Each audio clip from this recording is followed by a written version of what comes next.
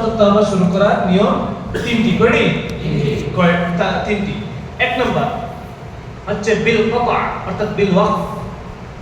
আরেকটা হচ্ছে বিল ওয়াসল, আরেকটা হচ্ছে বিস সাক্তা।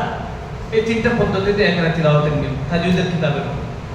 বিল ওয়াকফ বা বিল কতা হচ্ছে ইন্নাল্লাহা বিকুল্লি শাইইন আলীম বারাআতুম মিনাল্লাহ। বাস, কিছু পড়তে হবে না, কিছু পড়তে দোয়া পড়তে হবে না, আউযুবিল্লাহ পড়তে হবে না, বিসমিল্লাহ পড়তে হবে না, কোনো কিছু পড়ার কথা কিতাবে আসে না। কি আসছে? ইন্নাল্লাহা বিকুল্লি শাইইন আলীম বলে থামবেন, শ্বাস ছাড়বেন।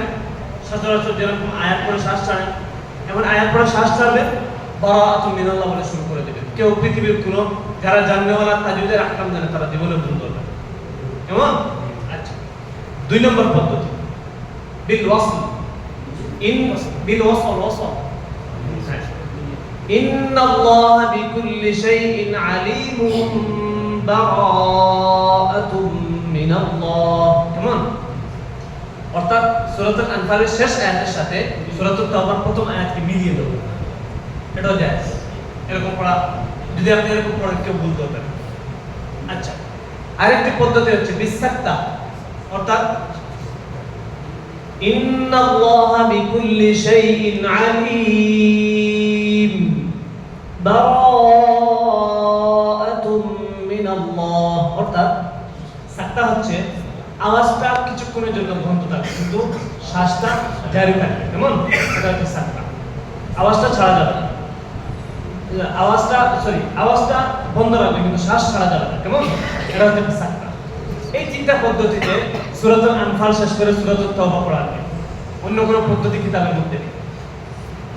এখন প্রশ্ন আসবে যে একটি সূরা পাওয়া যায়, একটি দোয়া পাওয়া যায়, এই দোয়াটা আমরা পড়বো কিনা? দোয়াটা পড়লে কোনো অসুবিধা নেই। কেন অসুবিধা নেই? দোয়াটা হচ্ছে জাহান্নাম থেকে বাঁচার একটি দোয়া, তাই না? এই আয়াতের এই দোয়াটার তরজমা বের করে পেয়ে যাবেন। তো কেন জাহান্নাম থেকে বাঁচা? হঠাৎ করে তিলাওয়াত করতেছি সূরা আনফাল শেষ করে হঠাৎ জাহান্নামের দোয়া পড়বো, কি হলো?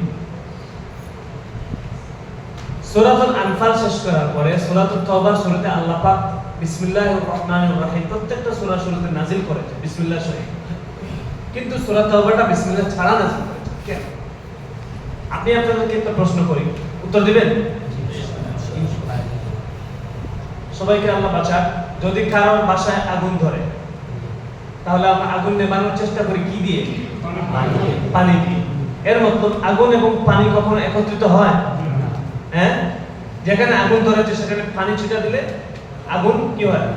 থেমে যায়। মানে আগুন পানি এখানে একত্রিত হয়, আগুন পানি একত্রিত হয়। রহমত আর গজব জীবনে একত্রিত হয়, হয়? যেমন বললাম হঠাৎ রহমত আর গজবের কথা আসে।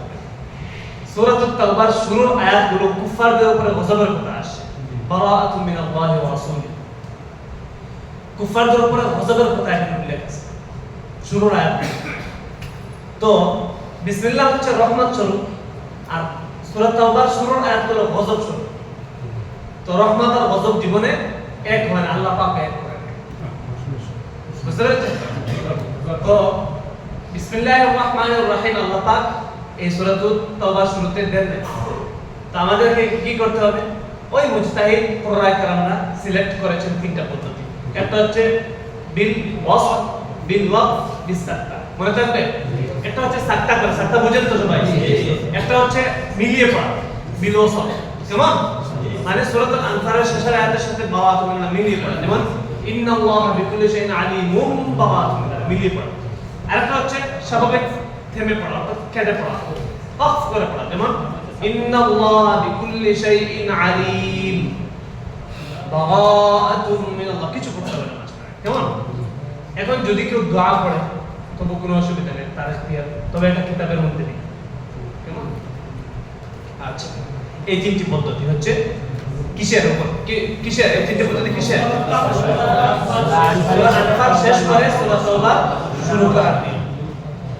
এখন আমরা বলি সূরা তাওবা থেকে যদি তিলাওয়াত শুরু করি তখন কি করব? সূরা তাওবা শুরুতে যেহেতু বিসমিল্লাহ নাই, বিসমিল্লাহ পড়া পড়ার কোনো প্রশ্নই আসে না। সূরা আউযুবিল্লাহ পড়ে তিলাওয়াত শুরু। আউযুবিল্লাহ পড়বো কেন? বারাআতুম মিনাল্লাহ বা সূরা তাওবার দিকে নিসবত না করে তিলাওয়াতের শুরুর দিকে নিসবত করে। কেমন বুঝতে পেরেছেন সবাই? ওকে, তো আরেকটি মাসআলা জেনে নেন। সূরাতুত তাওবার শুরুতে বিসমিল্লাহ নেই, কিন্তু যদি মাঝখান থেকে তেলাওয়াত শুরু করেন এক পৃষ্ঠা দুই পৃষ্ঠা ছেড়ে, তখন আপনি আউযুবিল্লাহ এবং বিসমিল্লাহ দুটোটাই পড়তে পারবেন। কেননা গজবের আয়াত সূরা বারাতের শুরুর দিকে, শেষের দিকে আবার নেই। কেমন জান্নাতের আয়াত আছে, তো এই কারণে আপনি যদি এক দুই পৃষ্ঠা ছেড়ে যদি তিলাওয়াত শুরু করেন তখন বিসমিল্লাহ পড়লেও হবে, না পড়লেও কোনো অসুবিধা নেই। বুঝতে পেরেছেন সবাই? জি জি, খুব আস্তে শুনতে পাচ্ছি। জি আচ্ছা, ঠিক আছে। বিরক্ত হন না? ঠিক আছে।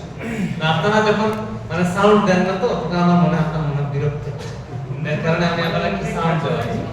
সাউন্ড দেওয়ালে দুটো ফায়দা, একটা হচ্ছে আপনারা বিরক্ত কিনা আমার টেস্ট হয়ে যায়, আর একটা হচ্ছে আপনাদের যদি কোনো মানে কি বলে মাইন্ড অন্যদিকে, তাহলে মাইন্ড আবার চলে আসে। কেমন? বাচ্চাদেরকে এবং যাদেরকে পড়ানোর কিছু পদ্ধতি আমি শেষে আলোচনা করবো ইনশাআল্লাহ।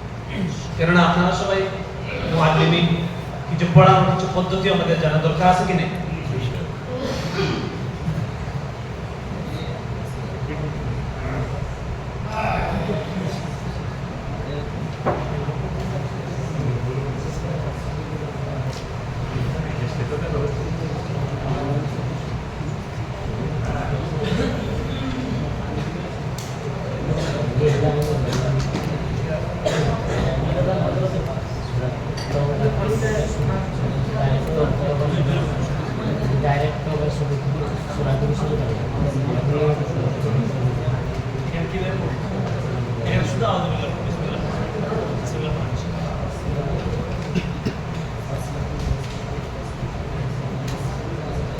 আমি একটু চা খাই, খাবো?